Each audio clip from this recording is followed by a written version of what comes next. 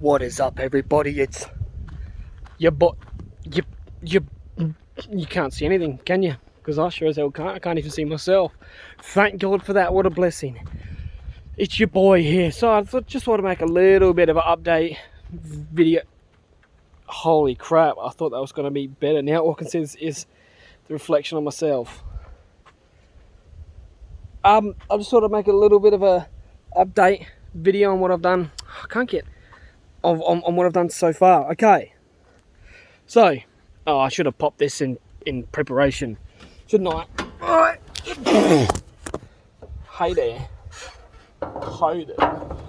Okay, to start with, I can now, as you can see that this year, I can now turn it off inside the cab. So before I used to have to hop out because I could explain it to you, but it'd probably be a bit hard. You can see where that bolt is there, right there. That's meant to have a nut on the end of it. It's not going to focus, is it? So there used to be a cable that used to run up, go behind here, up around here, and then onto there, into that bit there. There used to be a nib on the top, and that spins, and that's usually what turns your engine off. Is that just pulls that back. So I've just made, right now it's just a temporary thing. You can see it's just got that on there, which just screws up and just holds the two cables together. So that comes into here, onto this here. So you just pull that back and it turns off, easy as. Because I didn't want to be getting out and having to pop the bonnet and then turn it off that way. So we're like, nah. So we just done that. I cleaned this up. It's got a catch can on it for the crankcase breather at the top. Now, you can see here, that's where the hose goes into. It comes from, I'll show you, but it just comes from the top of the engine, and it breathes into here and then breathes out through this pod filter. That's actually not allowed, but hopefully it'll be okay. You can see it comes from there where that hose is, and usually that hose goes straight from there to that there, and then it just sort of, you know, because it's illegal to vent engine gases into the atmosphere. Trying to think, we moved the light by here and we got it all wired up now, so that's just on a switch by itself inside, which, you know, that's not going to be a final thing, because I'm going to have it where it comes on with your high beams, but that's just going to be how it is at the moment. Right now it just comes on with this, and then, you know, that's just your high beams virtually at the moment. We put a kill switch in it, well, not a kill switch, a battery isolator. So all it is I'll just show you, because it's probably a bit easier, but it has a problem with draining the battery. So instead of us searching through all the wiring, because that would have took just way too long and just wasting a whole lot of time, so here's the key. This just goes in here. When you want power, you just click it in like that, and then you've got power to everything. And then when you turn it off at the night time or something, you just put that over, and then it just looks like a winch port, you know, for your controller. So that's there to isolate the battery.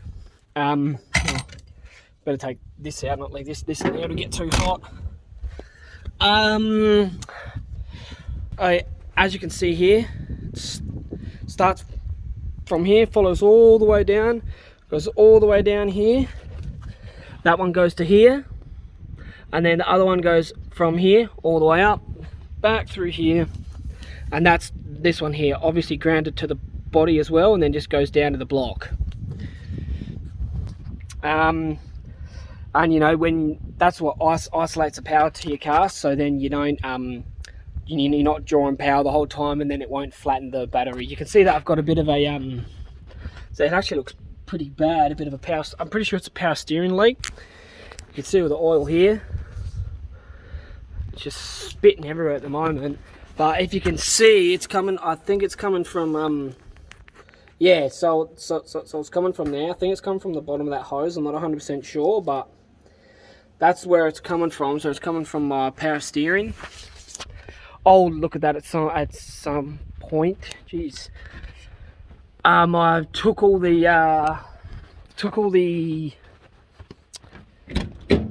can't seem to think, all the casing around this off, because this was all loose as all in the back of the ignition was all, it was falling apart. So I just sort of rewired it, sprayed it, put it back together. I took my steering wheel off. Oh, I just locked it. I straightened that up because that was crooked. I re-drilled the holes for this, because this wasn't even on there, so that was just all exposed, so it just looked dodgy and shit. I rewired all the back of the radio because that was terrible. In the back of there, all my cable. I mean, I only have 2 speakers in at the moment, just the 2 front ones there and there.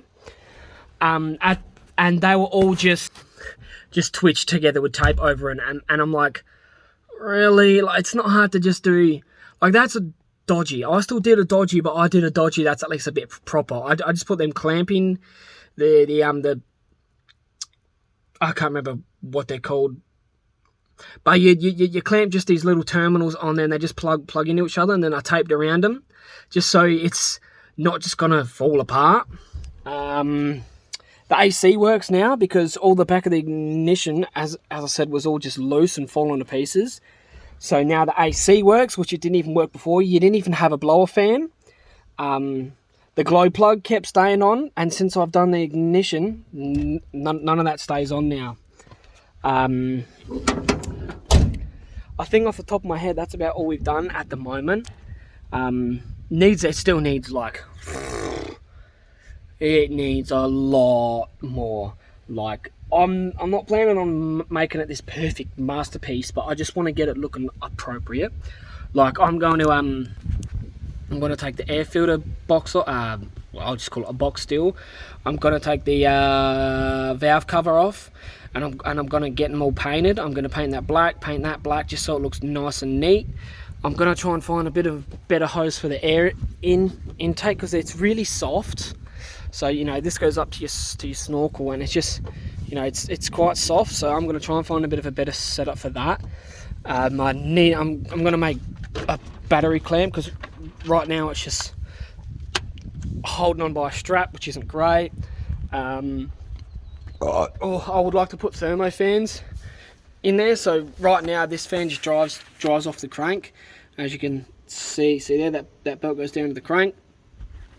I would like to take that off, completely remove that, and put maybe 2 thermo fans here instead that are just going to be on a switch. So then, you know, when it warms up, I'll just flick the switch on, and it'll be perfectly fine and stay cool. I am going to give it a service, but you can see it's just looking oily and messy as shit. I'm not sure what's going on here. That looks like it's leaking a bit too, but I'll have to look at that at some point. But yeah, you know, she's an old girl, she's a project, but I have a feeling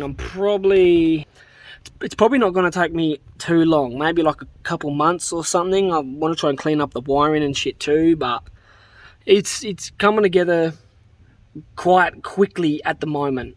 You know, I've just lost brakes. Well, not lost brakes, I still have them, but if you pump them up about 3 or 4 times whilst it's running, you lose vacuum, and then it goes real stiff.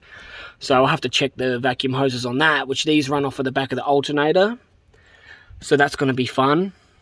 Not. Other than that,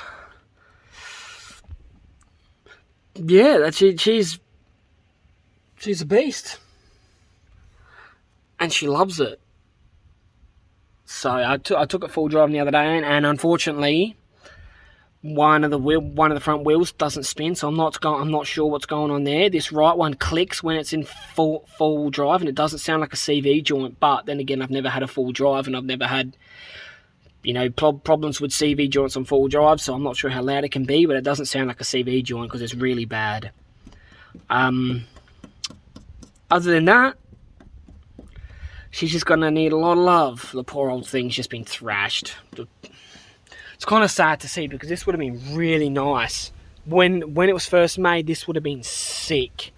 You know, all nice rims on her, the whole lot. It would have been awesome, but unfortunately it's just been thrashed and just been driven since it's got built. It hasn't had love, so I'm planning on giving it a hell of a lot of love, the love that it deserves, because, you know, as much as I know cars are only cars, you know, I'm quite passionate about this thing because I love the shape of them. They're fucking sick.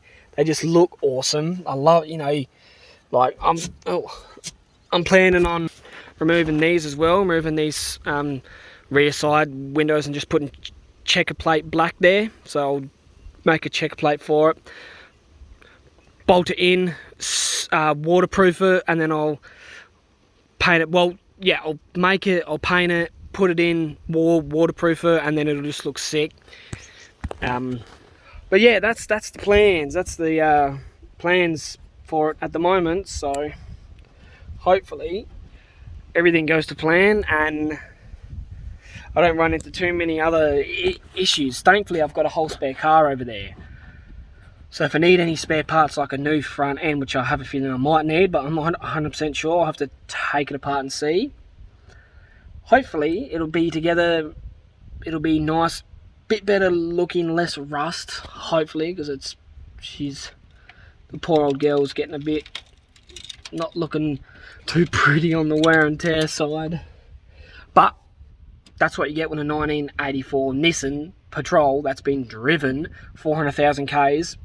You can't expect a mint condition car. The engine, perfect, runs perfectly fine, doesn't skip a beat ever. It's amazing, these old 3.2 litres, they're just bulletproof. But yeah, that's the plans and that's what's going on so far. I'm probably not going to work on it this week because I'll be working next week. Hopefully I might be able to do a couple of days on it. Don't know, I guess we'll find out. I hope you're having a good day. Hope you've had a good day. Hope you're going to have a good day.